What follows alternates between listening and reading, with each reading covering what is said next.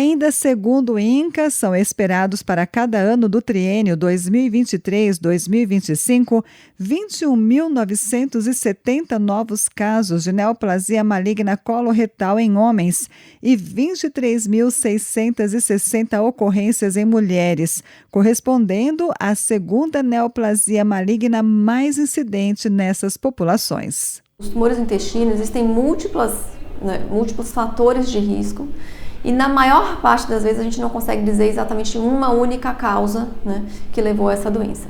Porém, em algumas situações a história familiar tem que ser analisada e tem pessoas que têm uma predisposição hereditária. Não é a maior parte delas, mas isso pode acontecer. Outras pessoas têm doenças que predispõem o câncer do intestino, por exemplo, a doença inflamatória intestinal. Então, quem tem doença inflamatória intestinal tem que ter uma atenção com o intestino por esse motivo. E existem fatores de risco, por exemplo, a dieta, uma dieta rica em gordura, em carne vermelha, obesidade, o excesso de peso,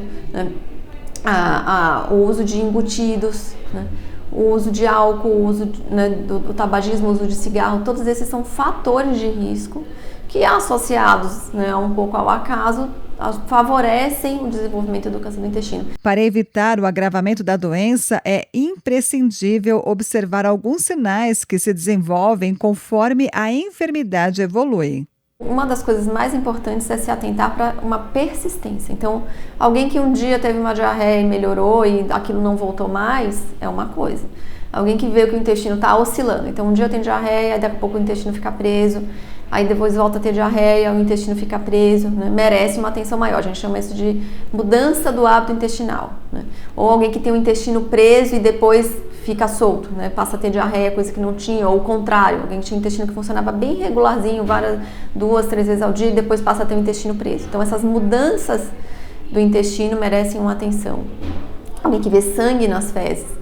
Podem ter múltiplas causas, então tem que lembrar disso, mas alguém que tem sangue nas fezes e que persiste, merece uma atenção especial. E aí outros sintomas, talvez, que não sejam tão fáceis de perceber, mas o aumento da barriga, do abdômen, uma perda de peso não motivada, comecei a perder peso, não sei exatamente porquê, ou a barriga começou a aumentar e eu consigo sentir alguma coisa diferente. Esses são todos fatores que merecem uma atenção.